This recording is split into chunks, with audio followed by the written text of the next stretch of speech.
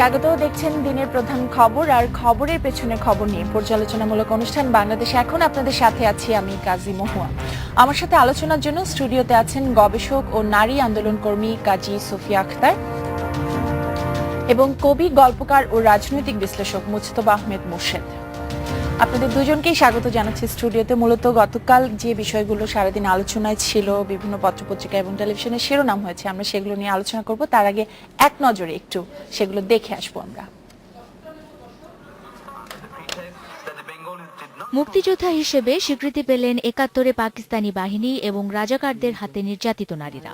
জাতীয় মুক্তিযোদ্ধা কাউন্সিলের ২৫তম সভায় মুক্তিযোদ্ধার নতুন সংজ্ঞা নির্ধারণ করা হয়। সভায় আরও সিদ্ধান্ত হয়, যুদ্ধকালীন ১৫ বছর বয়সের নিচের কেউ মুক্তিযোদ্ধা হিসেবে গেজেট ভুক্তির আবেদন করতে পারবেন না। আমাদের সময় যারা আমরা মুক্তিযুদ্ধ করেছি, তখন আমরা ধরেছি যে অন্তপক্ষে নবম শ্রেণীর ছাত্র। ওই সময় যারা ক্লাস 9-এ পড়তো তখন সাধারণত ১৫ বছরের মতোই ছিল। বর্তমানের মতো এত ছোট বয়সে আমরা কিন্তু লেখাপড়া করিনি।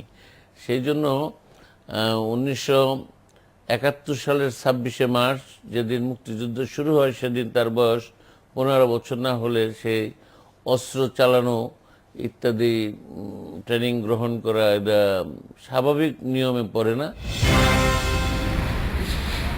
নিয়ম বহির্ভূতভাবে মুক্তিযোদ্ধার সনদ নেয়ার অভিযোগ ওঠায় ৩ সচিব ও ১ যুগ্ম সচিবকে কারণ দর্শাতে বলেছে জনপ্রশাসন মন্ত্রণালয়। কেন তাদের বিরুদ্ধে বিভাগীয় ব্যবস্থা নেওয়া হবে না সে বিষয়ে তাদেরকে নোটিশের জবাব দিতে হবে ১০ দিনের মধ্যে। আওয়ামী লীগের সদ্য পদচ্যুত মন্ত্রী আব্দুল লতিফ সিদ্দিকী বলেছেন, তিনি এই মুহূর্তে দেশে ফিরছেন না, কেবল শেখ হাসিনার সরকার যাতে কোনো বেকায়দা অবস্থানে না পড়ে সে কারণে। তিনি বলেছেন, শেখ হাসিনা তার নেতা, সজীব ওয়াজেদ জয় বাংলাদেশের ভবিষ্যৎ। বাংলাদেশের ভবিষ্যৎ আমি বলে দিয়ে গেলাম। শেখ হাসিনাকে নেতা মানি, আপনি আমাকে দলীয় প্রেসিডিয়ামের সদস্য থেকে অপসারণ করলেও দুঃখ পাবো না। ঢাকা আলিয়া মাদ্রাসা মাঠে অস্থায়ী এজলাসে জিয়া অরফানেজ ট্রাস্ট মামলার শুনানি আবারও পিছিয়েছে। পরবর্তী শুনানি হবে ২৬শে অক্টোবর। ওই দিন খালেদা জিয়াকে উপস্থিত থাকারও নির্দেশ দিয়েছে আদালত। আমার ক্লায়েন্ট বিচার পাবে না, তার প্রতি সুবিচার করা হবে না, এইটা আমরা ওখানে আপিল বিভাগে এবং হাইকোর্টে আমরা একটা সুযোগ পাবো এবং আমরা আমাদের আবেদন নিয়ে। কোর্টের সিদ্ধান্ত হলো এই যে তারা একটা বন্ড দিয়েছেন, তাদেরকে শেষবারের মতো সময় দেওয়া হয়েছে এবং আগামী ২৬ তারিখে তারা উচ্চতর আদালতের কোনো আদেশ আনবেন, অন্যথায় সাক্ষীর কার্যক্রম, মামলার কার্যক্রম চলবে। নারায়ণগঞ্জের ৭ খুন ঘটনায় র্যাব কর্মকর্তা সহ ২১ জনকে কারাগারে পাঠানোর নির্দেশ দিয়েছে আদালত। তবে সাবেক র্যাব কর্মকর্তা তারেক সাইদ মোহাম্মদকে আদালতে হাজির না করায় কারা কর্তৃপক্ষকে কারণ দর্শানোর নোটিশ দেওয়া হয়েছে। এই মোকদ্দমার প্রধান আসামি তারেক সাইদ মাহমুদ, আজকে তাকে বিজ্ঞ আদালতে উপস্থাপন করা হয় নাই। তার জন্য আমরা বিজ্ঞ আদালতকে বলেছি যে জেল কর্তৃপক্ষকে এই ব্যাপারে ব্যাখ্যা চাওয়ার জন্য এবং কারণ দর্শানোর জন্য। সোনিয়া হক, ইন্ডিপেন্ডেন্ট নিউজ। দর্শক, আপনাদের জানিয়ে রাখি, রাজধানীর গুলশানের একটি হোটেল থেকে মানি এক্সচেঞ্জ ব্যবসায়ীর মরদেহ উদ্ধার করেছে পুলিশ। এই বিষয়ে বিস্তারিত জানাতে আমাদের সাথে যোগ দিচ্ছেন সহকর্মী শাকিল আব্দুল্লাহ। শাকিল, নিহত ব্যবসায়ীর পরিচয় কি জানা গেছে এবং ঘটনাটি সম্পর্কে পুলিশ প্রাথমিকভাবে কি বলেছে? আমরা এখনো রয়েছি গুলশানের যে আমানি হোটেল, সেই হোটেলে রয়েছে। এখানকার ব্যবসায়ীর নাম আমরা জানতে পেরেছি নজরুল ইসলাম। তার বাড়ি হচ্ছে ব্রাহ্মণবাড়িয়া নবীনগর থানায়। কিছুক্ষণ আগে গুলশান বিভাগের উপপুলিশ কমিশনার জনাব লুৎফুল কবির আমাদের সাথে, সাংবাদিকদের সাথে কথা বলেছেন। মরদেহটি একটি রুম কক্ষ থেকে, একটি অভিজাত হোটেল, বলা যায় একটি 3 স্টার হোটেল, হোটেলের একটি কক্ষ থেকে উদ্ধার করা হয়েছে। তো এখানে ধারণা করা হচ্ছে যে তাকে বালিশে চাপা দিয়ে অজ্ঞান করে তাকে খুন করা হয়েছে। এবং পুলিশের পক্ষ থেকে বলা হয়েছে, যেহেতু তিনি ইউরো এবং ডলার নিয়ে মানি এক্সচেঞ্জে কাজ করেন, এই ব্যবসায়িক কারণেই তাকে হত্যা করা হতে পারে। এই ঘটনায় এখন পর্যন্ত কাউকে আটক করা সম্ভব হয়নি। সিআইডির ক্রাইম সিন ইউনিট এখানে এসেছেন। ঢাকা মহানগর গোয়েন্দা পুলিশের উত্তর বিভাগের ঊর্ধ্বতন পুলিশ কর্মকর্তারা রয়েছেন, গুলশান বিভাগের ক্রাইম বিভাগের কর্মকর্তারা রয়েছেন, গুলশান থানার কর্মকর্তারা রয়েছেন, র্যাবের অফিসাররা রয়েছেন। এখানে গুরুত্ব সহকারে এই বিষয়টি দেখা হচ্ছে বলে, খতিয়ে দেখা হবে বলে আমাদেরকে জানানো হয়েছে। লাশ ময়নাতদন্তের জন্য ঢাকা মেডিকেল কলেজ হাসপাতালের মর্গে পাঠানো হয়েছে এবং ওই কক্ষটি থেকে যে সমস্ত গুরুত্বপূর্ণ আলামত, কক্ষের বালিশ থেকে শুরু করে রক্তের হাতের ছাপ এবং সিসি ক্যামেরা রয়েছে হোটেলে, সেসব জিনিস পরীক্ষা নিরীক্ষা করে তারপর আনুষ্ঠানিকভাবে এখন পর্যন্ত কাউকেই আটক করা সম্ভব হয়নি বলে আমাদের পুলিশের পক্ষ থেকে আপনাকে জানানো হয়েছে। অনেক ধন্যবাদ। মুর্শিদ ভাই শুনছিলেন একজন ব্যবসায়ী মরদেহ উদ্ধার করা হয়েছে হোটেল থেকে। এছাড়া গতকালকে এরকম একটি ঘটনা হয়েছে, পাটের জিন রহস্য উদ্ভাবনকারী আমাদের বিজ্ঞানী মাকসুদুল আলমের ভাই মনিরুল আলমের মরদেহ যশোরে একটি আবাসিক হোটেল থেকে উদ্ধার করেছে পুলিশ। এই একই রকম বলা যায় দুটি ঘটনা, যে আবাসিক হোটেল থেকে ব্যবসায়ীর মরদেহ উদ্ধার। এই ঘটনাগুলোতে আসলে আইন শৃঙ্খলা বাহিনীর ভূমিকা কিরকম হওয়া উচিত? এই ধরনের ঘটনা ঘটছে গত কিছুদিনে, আমরা বেশ কিছু ঘটনা দেখেছি এরকম। যদি আপনি বলেন যে হোটেল কেন্দ্রিক আবাসিক হোটেলে এরকম খুন হচ্ছে, সেইখানে আইন শৃঙ্খলা বাহিনীর কি করণীয়? আমি বরঞ্চ মনে করি যে হোটেলে যখন এই ব্যাপারগুলো ঘটে আবাসিক হোটেলগুলোতে, সেখানে আবাসিক হোটেলে যে ম্যানেজমেন্ট, যে কর্তৃপক্ষ, তাদের আরো বেশি সতর্ক হওয়া উচিত কি ধরনের লোক আসছে, আসা যাওয়া করছে। আবার ধরুন এই মুহূর্তে এই যে গুলশান এলাকায় না কি বনানীতে গুলশান এলাকায় যে হত্যাকাণ্ডটা ঘটেছে, এটা 3 স্টার, এটা স্ট্যান্ডার্ডটা ভিন্ন। এখানে অনেক ধনী এই লোকটি, ভিন্ন রকমের ব্যবসা তার।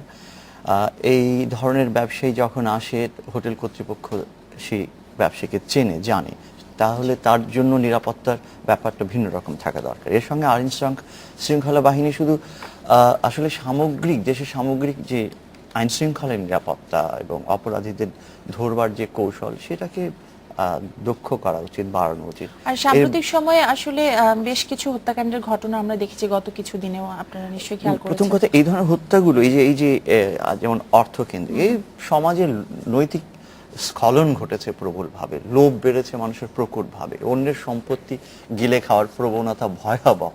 সেই সমাজে তো এরকম ঘটনা অহরহ ঘটবার প্রবণতা থাকবে, কিন্তু সেটাকে থামাবার প্রক্রিয়াটি হচ্ছে আইন শৃঙ্খলা বাহিনীকে অনেক বেশি তৎপর হওয়া, আর অন্যদিকে যেই জুডিশিয়ারি, যে শাস্তি দেওয়ার প্রক্রিয়াটা, সেই আইন আদালতের ব্যাপারটা শক্তিশালী হতে হবে এবং সঠিক অপরাধীকে সঠিকভাবে শাস্তি দিতে হবে।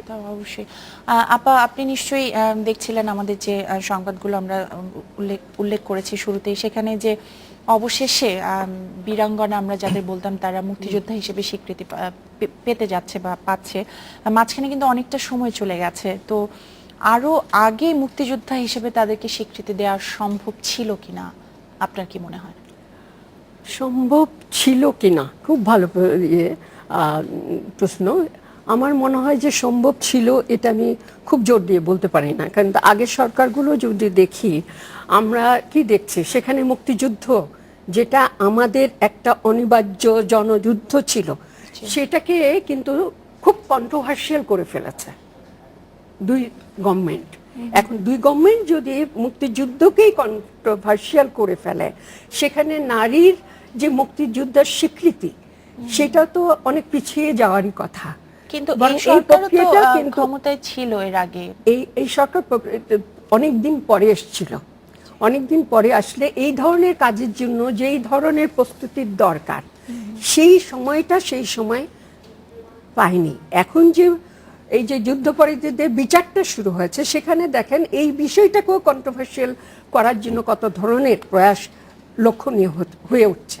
তো সেইখানে কিন্তু মহিলাদের মুক্তিযুদ্ধ হিসেবে স্বীকৃতিটা, এটা আমি মনে করি যে এর আগে আসলে সম্ভব ছিল না, কারণ সেই গভর্নমেন্ট আমাদের আসে নাই।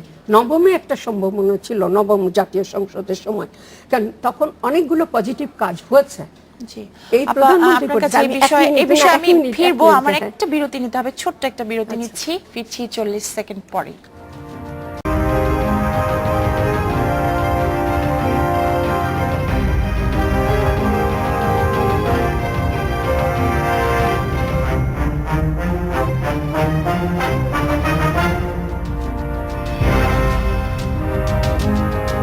স্বাগত আরো একবার দেখছেন বাংলাদেশ এখন। আপা, আপনি যেটা বলছিলেন যে সরকার যে সরকারগুলো ছিল তাদের পক্ষে আসলে দেওয়া সম্ভব ছিল না, এই কারণে আমি এখানে বলবো বঙ্গবন্ধু শেখ মুজিবুর রহমান, উনি খুব আধুনিক ছিলেন, যে কারণে বীরের অঙ্গনে যার বাস সেই হলো বীরঙ্গনা। এবং পৃথিবীতে এমন একটি দেশ আপনি দেখাতে পারবেন না যেখানে নারীরা এই ধরনের ধর্ষণ বা নির্যাতনের শিকার হয় নাই এবং স্বাধীনতা এসে গেছে। পৃথিবীতে একটি দেশও নাই। এটা কিন্তু আমাদের জানা ছিল। হ্যাঁ, সেখানে বঙ্গবন্ধু তাদেরকে আরো বেশি মর্যাদা দেওয়ার জন্য এই নামটা দিয়েছিলেন। কিন্তু আমার সমাজ, আমাদের মানসিকতা, যারা মুক্তিযুদ্ধ করেছে তাদের মানসিকতার মধ্যে এটা গ্রহণের বিষয়টা ছিল না, এখনো পর্যন্ত নাই। ঠিক আছে, তো সেখানে আমি মনে করি নারী পুরুষ উভয়ই যখন মুক্তিযুদ্ধে অংশগ্রহণ করেছে, কেউ হাত নাই, কেউ পা নাই, তো সেখানে নারীর যারাও ক্ষতিগ্রস্ত হয়েছে, তো সেখানে আমি মনে করি এটা অনেক বেশি যুক্তিসঙ্গত হয়েছে। এবং এই সময়ে যে এটা সরকার এই স্বীকৃতিটা দিয়েছে, এটা আমাদের সবার জন্য একটা আনন্দের বিষয়, একটা গর্বের বিষয়, যে যেখানে নারী পুরুষের মধ্যে কোনো সমতা থাকবে না। আপনি কি আপনার সাথে একমত যে আসলে এর আগে দেওয়া সম্ভব ছিল না? আপনার সঙ্গে একমত কোন জায়গাটায়, যে এই বীরাঙ্গনা শব্দটি, পরিভাষাটি ব্যবহার করে মর্যাদা দেওয়া হয়েছে, কিন্তু এর সঙ্গে আমার একটা বাস্তবচিত ব্যাখ্যাটা এরকম, যদি তখন যুদ্ধ পরবর্তী সময়ে যে 3 লক্ষ মা বোন যারা ধর্ষণের শিকার হয়েছিলেন তাদের মুক্তিযোদ্ধা বললে আন্তর্জাতিক প্রেক্ষাপটে পাকিস্তানি সৈন্যবাহিনীর যে বর্বরতার পুরো চিত্রটা উঠে আসতো না, যে গণহত্যা এবং ধর্ষণ।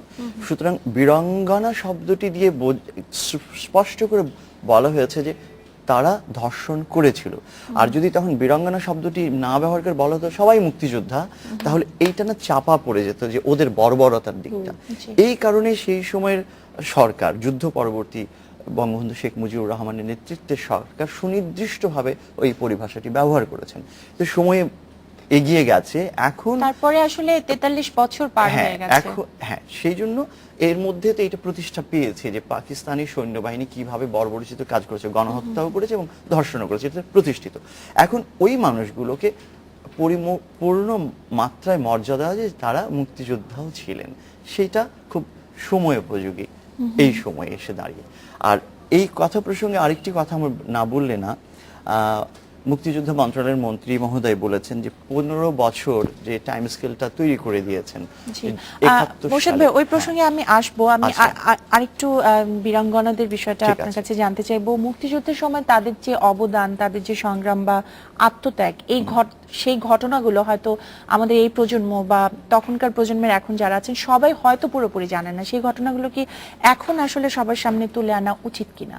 প্রথম কথা, মুক্তিযুদ্ধের পুরো প্রেক্ষাপট এই প্রজন্ম ওরকম ভাবেই জানে না, ভীষণ বীরাঙ্গনাদের পার্টটা অনেক বেশি। সেখানে যে পুরো ক্যানভাসটাতে অনেক ধরনের যে উপাদান রয়েছে যুদ্ধের সময়ের, সমস্ত উপাদানগুলো ডিটেইলিং আউট করা উচিত। এবং সেইভাবেই এই যে একটা দেশ তো বারবারের স্বাধীনতা যুদ্ধ করে না, একবারই করে, তাই না? সেই প্রজন্ম যারা যুদ্ধ করেছেন, আমরা যারা, আমার ধরেন 11 বছর বয়স, আমি দেখেছি। তো এই ইতিহাসকে নতুন প্রজন্মের কাছে সঠিকভাবে তুলে আনার জন্য সরকারি, বেসরকারি, সরকারি সমস্তভাবে সঠিক উদ্যোগ নেওয়া খুব জরুরি, এখন পর্যন্ত রয়ে গেছে। আমি একই প্রশ্নের উত্তর আপার কাছে নেব, তার আগে আমার আরেকটা বিরতি নিতে হবে। বিরতি থেকে এসে আপনার কাছে আমি এই উত্তরটাই নেব। আরেকটা বিরতি নিচ্ছি বাংলাদেশ এখনই, ফিরছি একটু পরে।